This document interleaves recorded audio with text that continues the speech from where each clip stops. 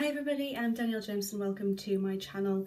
In today's video I'm going to be talking about something that has not only impacted my life dramatically, but has also impacted so many other people's lives dramatically as well, and that is the rather sensitive topic of self-harm.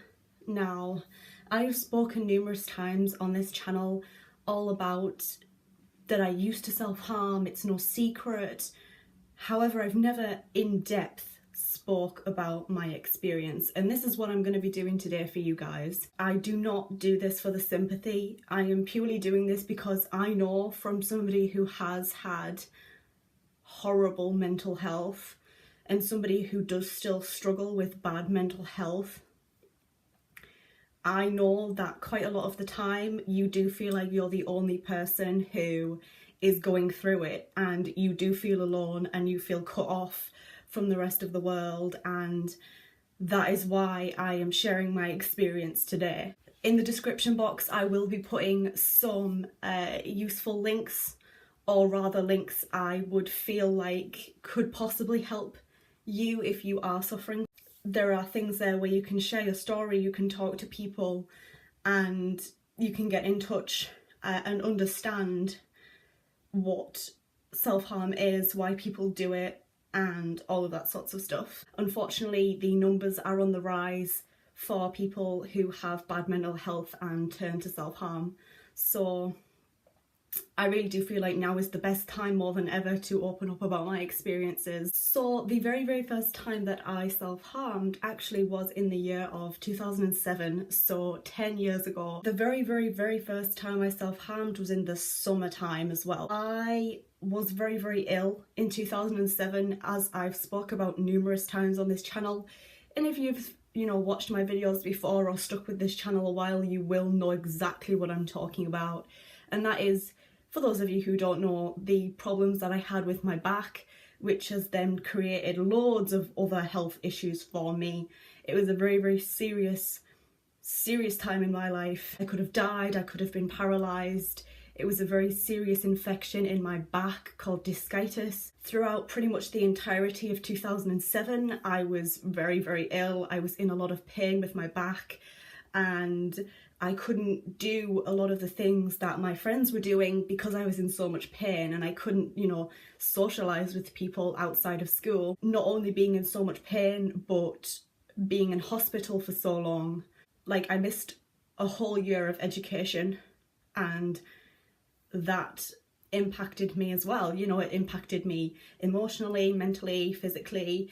It impacted me socially, it impacted my education, and if you guys don't know, I actually pride myself on doing the best that I can in terms of education. I was like the highest achiever in my class in college, and I try really hard at uni, I did really well at school, and education was always a very important thing for me to do well. It was, like I said, the summer of 2007 was the very first time I self-harmed. I was in a very dark place. At the time, I was 11 years old. When I kind of was in hospital for the issues with my back, I was in there for quite a while, and by the time I got out, it was pretty late on in 2007. It was almost Halloween. When I got out of hospital, I was very,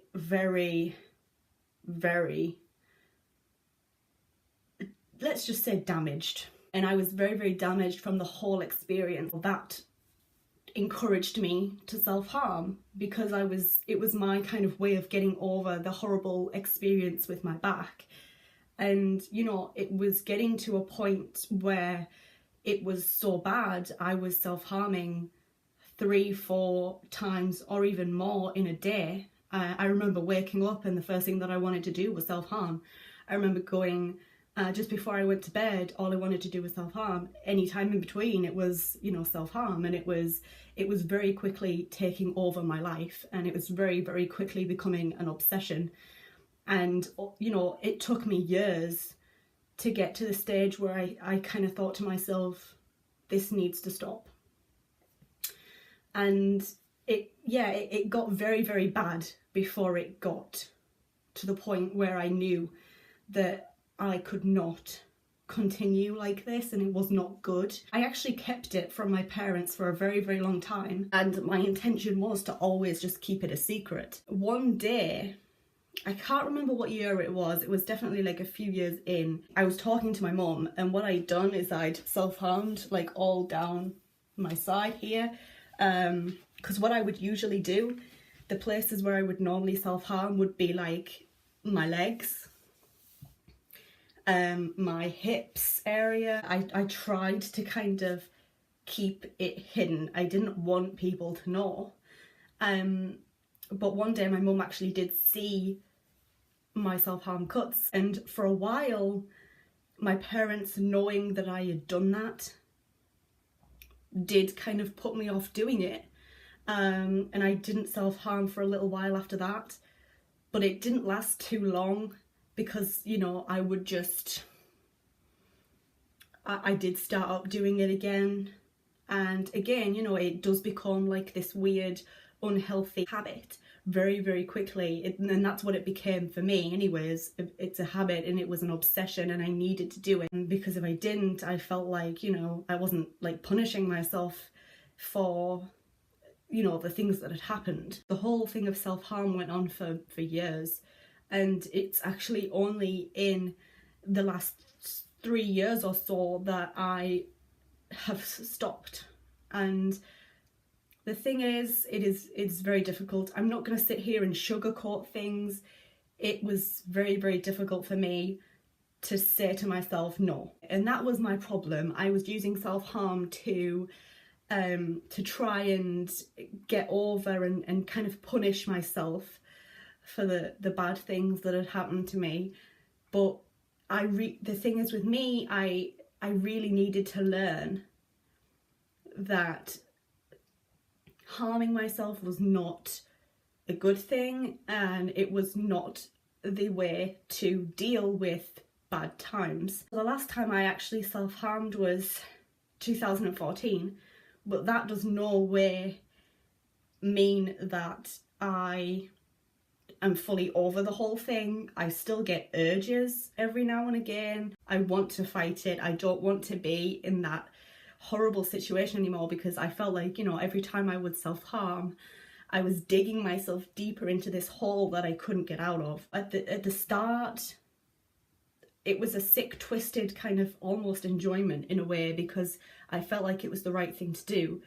But closer to the end, when I started seeing the wrongs of self-harm and how why I shouldn't really be doing it, then it kind of, I would do it, and then I would feel really, really ill afterwards. Like I said before, it got very, very bad before I kind of saw that that was not the way to deal with things.